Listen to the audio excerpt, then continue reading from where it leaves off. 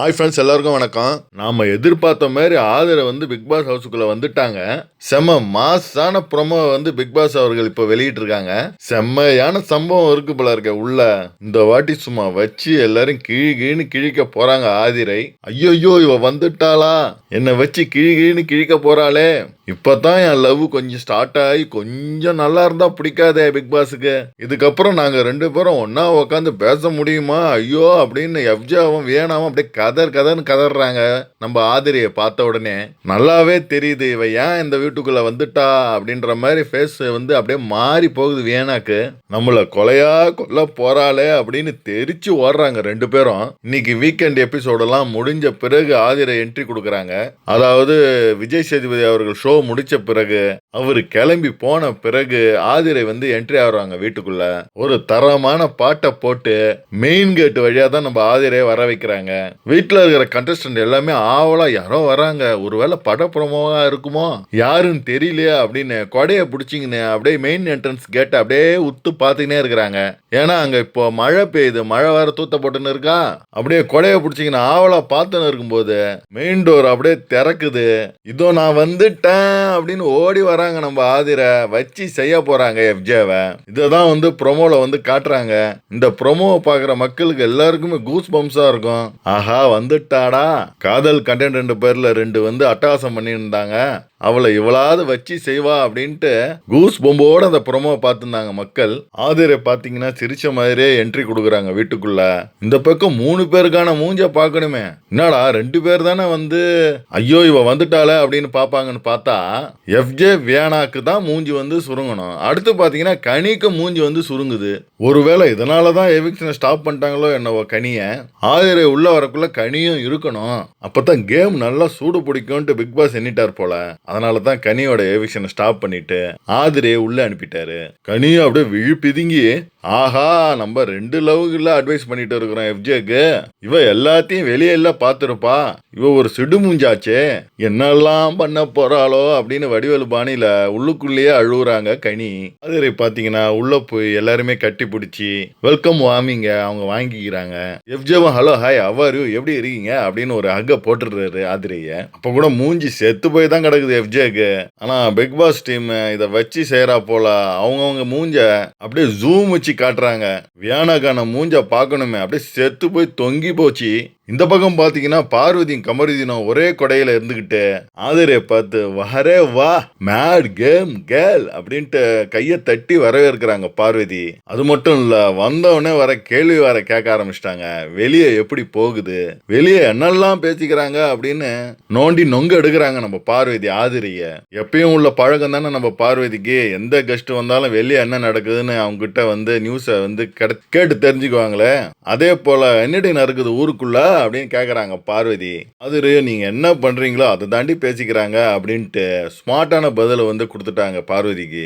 இதை கேட்டவொடனே சபரிக்கு செம்ம சந்தோஷமாயிடுச்சு. அப்படியே கை தட்டி சிரிக்கிறாரு. நானும் இந்த வீட்டுல தான் இருக்கேன், நானும் ஏதாவது பண்ணணுமே, ஐயோ இது ப்ரொமோல வர வருமே, நானும் ஏதாவது பண்றேன் அப்படின்ற பேர்ல கையை தட்டி சிரிக்கிறா போல நம்ம சபரி. அதுக்கப்புறம் ஆதிரை வந்து ஜாலியா பேசிட்டு இருக்கிறாங்க.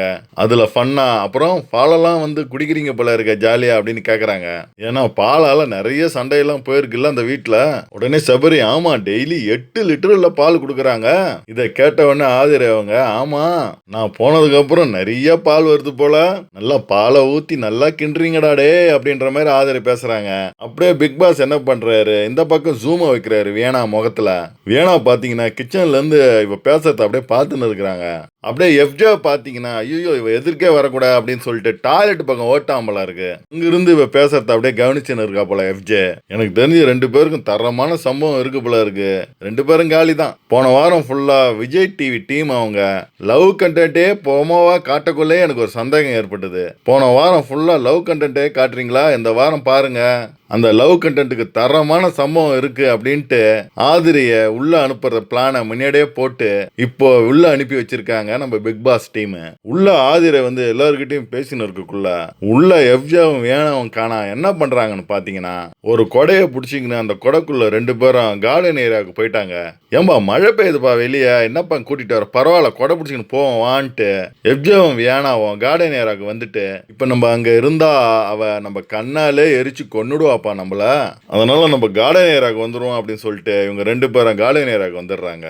எனக்கு தெரிஞ்சு ஆட்டத்தை வந்து இன்னைக்கே ஆரம்பிச்சாலும் ஆரம்பிச்சிருவாங்க ஆதிரை. அவங்க வெளியே இருக்கும்போது ஒரு வார்த்தையை சொல்லிட்டு தான் போனாங்க, நான் உள்ள போனா அவனை நான் டைரக்டா அட்டாக் பண்ணவே மாட்டேன், ஆனா நான் அட்டாக் பண்ணுவேன், அதை எப்படி பண்ணுவேன் என்னன்னு நீங்க கண்டிப்பா பாருங்க அப்படின்னு தான் சொல்லிட்டு போயிருக்காங்க.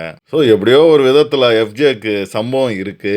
மக்கள் எல்லாம் இந்த ப்ரொமோவை பார்த்து பயங்கர கூஸ்பம் ஆகி அப்படியே இந்த துஷாரையும் கொஞ்சம் அனுப்பி வைங்க, இந்த அரோரா ஆட்டம் ரொம்ப தாங்கல, அடுத்து துஷாரை அனுப்புங்க அப்படின்னு வந்து கோரிக்கை வைக்கிறாங்க. ஸோ பிக் பாஸ் அடுத்து துஷாரையும் அனுப்புவார்னு எதிர்பார்ப்போம். பார்வதி சும்மா இருக்க மாட்டாங்க, ஆதிரை கிட்ட போய் நோண்டி நோண்டி வெளியே என்ன நடக்குது, என்னை பத்தி என்னென்ன பேசுறாங்கன்னு கண்டிப்பா கேட்பாங்க.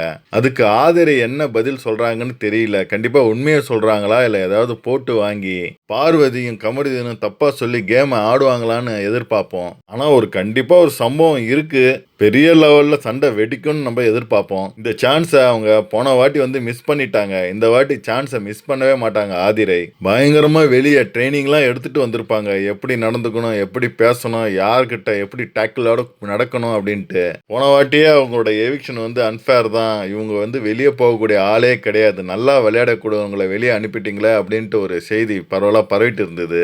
அந்த சான்ஸை இப்போ நல்லதா வந்து பயன்படுத்திக்குவாங்கன்னு நினைக்கிறேன் ஆதிரை. அவங்க வெளியே போன காரணமே எஃப்ஜே தான். எஃப்ஜே கிட்ட ரொம்ப அதிகமா பழகி மக்கள் மனசுல கெட்ட பேரை ஏற்படுத்திக்கின்னு வெளியே போனவங்க தான் இவங்க. அந்த தப்பை திருப்பி பண்ண மாட்டாங்கன்னு நான் நினைக்கிறேன். ஏங்க இவங்க பதிலாக பிரவீன் காந்தியை விட்டுருக்கலாம், துஷாரை விட்டுருக்கலான்னு வந்து நிறைய பேர் பேசியிருக்காங்க. துஷார்லாம் இப்போ விட்டா எப்பயும் போல அப்படியே தான் இருப்பான், மாவு மாதிரி தான் இருந்துன்னு இருப்பான், ஒன்றும் அதிரடி நடவடிக்கைலாம் அவன் எடுக்க மாட்டான். பிரவீன் காந்தியும் அப்படியே குழகுழ மாதிரி தான் விளையாட்டுருப்பாரு. ஆனால் சரியான சமயத்தில் ஆதிரையை உள்ள அனுப்பிக்கிறாங்க, இதுதான் சரியான சமயம். அவங்களே வெளியே என்ன சொல்லிட்டு உள்ள வந்திருக்காங்கன்னா, ஒருவேளை நான் வந்து ரீஎன்ட்ரி வைல்ட் கார்டில் உள்ள வந்தேன்னா கண்டிப்பா டாப் 5க்குள்ள நான் ஜெயிச்சு வருவேன் அப்படின்னு சொல்லிட்டு உள்ள வந்திருக்காங்க. அந்த டாப் 5 யாராருன்னு அவங்க வந்து சொல்லியிருக்காங்க. என் கூட பாத்தீங்கன்னா பாரு இருப்பாங்க, கமருதீன் இருப்பாரு, வாட்டர்மெலன் ஸ்டாரும் இருப்பாரு, அரோராவும் இருப்பாங்க அப்படின்னு சொல்லிட்டு தான் வந்தாங்க. அந்த வகையில எனக்கு தெரிஞ்சு பாரு கண்டிப்பா இருப்பாங்க, கமருதீனும் இருப்பாரு.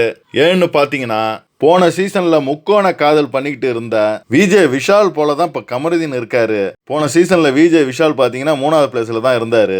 அதே லெவலுக்கு தான் நம்ம கமருதீனும் வருவாருன்னு நம்ம எதிர்பார்ப்போம். அடுத்து வாட்டர்மெலன் ஸ்டார் இப்போ இல்லை, பட் அரோரா டாப் 5ல இருப்பாங்களா அப்படின்றது கொஸ்டின் மார்க் தான். ஏன்னா அந்த டிக்கெட்லாம் எப்போவோ வெளியே போக வேண்டியது இன்னும் வந்து உள்ள வச்சுன்னு இருக்கிறாங்க. இந்த வாரம் கொஞ்சம் நல்லா விளையாண்டு அடுத்த வாரம் எவிக்ஷன்ல போகாம இருந்தாங்கன்னா இவங்களும் வந்து ஃபைனலிஸ்ட் ஆகிறதுக்கான வாய்ப்பு இருக்கு.